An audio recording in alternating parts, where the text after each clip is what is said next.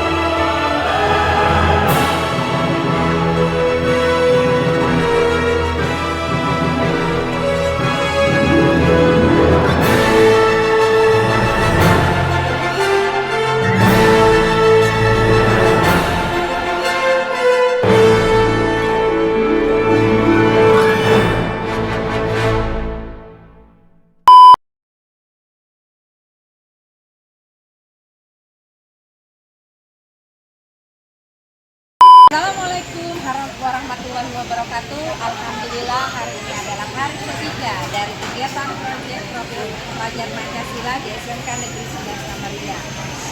Dari kegiatan anak-anak kita paduan suara, gelar karya, dan bazar, hari ini pun kita ada tim dari Profil Muslim untuk kita agar para guru dan tren SMK Negeri 11. Oke, baik. Assalamualaikum warahmatullahi wabarakatuh. Selamat pagi dan salam sejahtera untuk kita semua. Senang kali rasanya saya Selida Rahim selaku Master of Ceremony menemani dan juga hadir di SMK Negeri 9 Samarinda, dan pastinya pada acara yang luar biasa yakni Big Hypertension persembahan dari Tropika Muslim. Mari kita kasih tepuk tangan yang meriah dulu untuk Tropika Muslim. Iya, saya tidak memberikan kehormatan kepada para tamu undangan dan juga kepada Bapak dan juga Ibu Guru. Maka saya ucapkan selamat datang kepada Ibu Guru yang ada di depan saya. Saya juga ucapkan selamat datang kepada Ibu Dokter yang ada di sebelah kiri saya. Berbahaya karena nggak bergejala. Nah, ini yang saya bilang kan, kok dia nggak bergejala ya? Karena biasa orang itu kok saya nggak pusing nih, nggak ada apa-apa dok, nggak ada masalah, nggak ada apa ya, nggak pegal-pegal gitu. Nah, makanya, kita lihat, nah biasanya itu memang ini hipertensi dibilang dengan silent killer. Nah, silent killer apa? Oh, saya ini nggak pernah tes, terus tiba-tiba, oh kok tiba-tiba 180, ya kan? Atau 150. Loh, saya ini loh dok ya, saya ini rajin aja olahraga, saya zumba, saya senam, ya kan? Saya makannya kok nggak ada tuh yang kayak darah-darah dok, katanya kayak gitu. Terus kita cek-cek lagi, oh ternyata ini pasiennya suka makan-makan ini, apa yang kayak kemasan-kemasan itu. Sarden itu kira-kira kemasan nggak bu? Kemasan ya? Sarden itu asin nggak? Asin ya, udah asin duluan kan ya. Nah jadi kecap aja, bahkan kecap itu ada garamnya. Coba dibaca, ada garamnya. Jadi kalau misalnya berlebihan ya otomatis ya sesuatu yang berlebihan itu nggak bagus gitu kan. Jadi biasanya tuh saya terus tiba-tiba pasien tuh, oh saya nggak ada apa ya, nggak ada keluhan apa-apa. Tiba-tiba tangannya lemes, datang tuh tangannya lemes. Ternyata tensinya udah tinggi. Nah itu yang bahaya. Biasanya pasien dengan gejala stroke. Nah dia nggak tahu nih, oh saya ini kok nggak ada apa-apanya, tiba-tiba tangannya lemas, badannya sebelah nggak bisa diapa-apain. Terus kepala saya nggak pernah sakit kok, saya tiba-tiba stroke ya. Karena selama ini dia nggak pernah cek kesehatannya. Nah makanya ini bahaya banget nih hipertensi. Kalau gula gitu kan biasanya orang gula itu rajin dia ya. Kalau saya udah mulai lemes-lemes gitu, saya udah lemes nih dok, saya minum obat. Dia kalau udah nggak ada gejala, udah nggak mau minum obat lagi dia. Udahlah, nggak usah, udah turun kok dok, udah 120. Padahal seharusnya obat ini nggak diberhentikan. Gunanya adalah untuk mengontrol tekanan darah. Nah, jadi kok ini kan gunanya untuk mengontrol ya. Jadi kalau misalnya kita nggak minum kan stop nih, ya otomatis dia nggak lagi. Jadi maksudnya mengontrol itu ya supaya tekanan darahnya tetap stagnan gitu. Nah takutnya kalau misalnya dia tiba-tiba naik ya itu tadi stroke. Kalau stroke itu udah ada pecah pembuluh darah. Nah itu yang bahaya, apalagi kalau di bagian otaknya. Biasanya tuh yang stroke yang udah sampai orang nggak sadar, nah itu yang berbahaya, itu yang ditakutkan ya.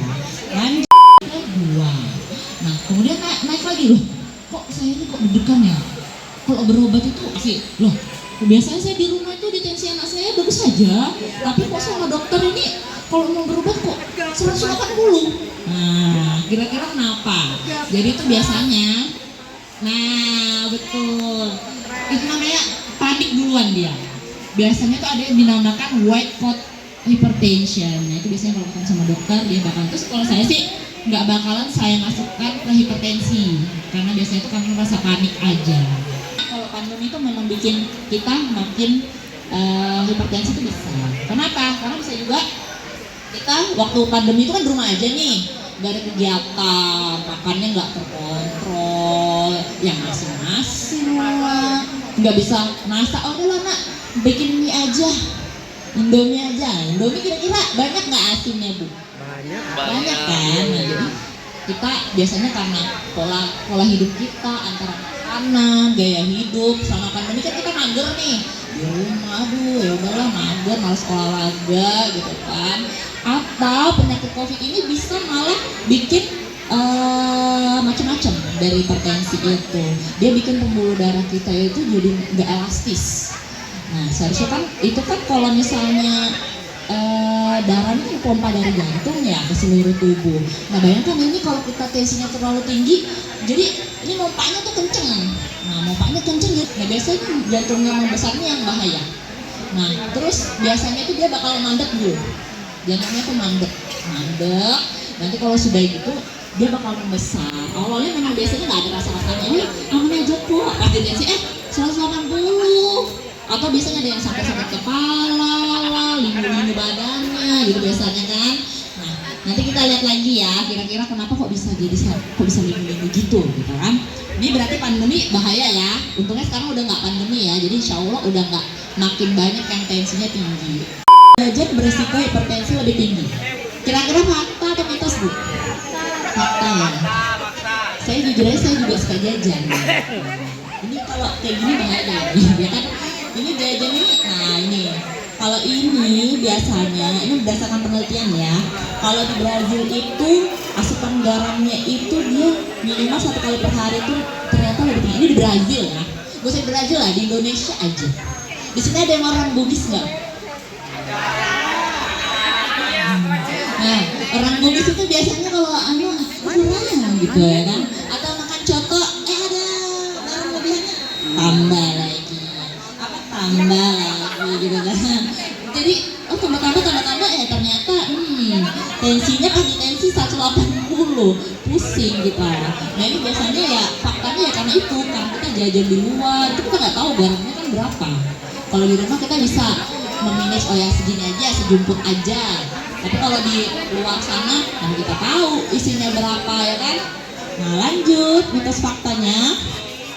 Nah ini kalau kelebihan garamnya ya, jadi minimal itu kita satu hari itu harus 5 gram aja minimal. Nah 5 gram patokannya apa ya, sendok teh aja, nggak boleh lebih. Kalau udah kurang asli ya udahlah sabar aja bu, daripada tensinya tinggi ya kan. Lanjut. Nah ini mitos fakta, makanan instan penyebab utama hipertensi kira-kira apa? Iya, itu tadi saya bilang mie instan. Itu enak banget sih bu, Indomie goreng pakai telur. Itu enak. Ini jajanannya adik-adik ini saya yakin. Saya juga dulu sekolah makannya Indomie goreng. Nah ini ya, ini mie instan. Ngeri banget tuh. Mengandung 3,4 gram per bungkus. 3,4 gram. Apalagi biasanya anak-anak itu yang nggak bisa makan nasi ya, ini pasti banyak adik-adiknya tuh yang kayak nggak suka makan nasi, dia lebih makan Indomie ya. Indominya diseduh ya kan, dikasih air panas terus dimakan aja gitu di kantin-kantin gitu kan. Apa untuk mencegah hipertensi, mitos atau fakta? Mitos, betul, bener. Nah ini dibilang nih, saya bilang di makan jadi ada, makan di KFC ada, makan di nasi padang ada garamnya, apalagi tuh kecap aja ada ya kan, kecap aja tuh ada garamnya. Jadi makanya bahaya banget. Kalau bisa sih Makanya dibilang lebih baik kita makan makanan dari rumah, kita tahu asalnya itu dari mana gitu. Kalau misalnya makanan jadi kita beli ini enak tapi nggak tahu isinya apaan gitu kan. Lanjut ya ke mitos faktanya, kaldu jamur lebih sehat dibandingkan kaldu ayam karena rendah garam. Mitos atau fakta? Fakta. Ayo coba kita lihat. Mitos.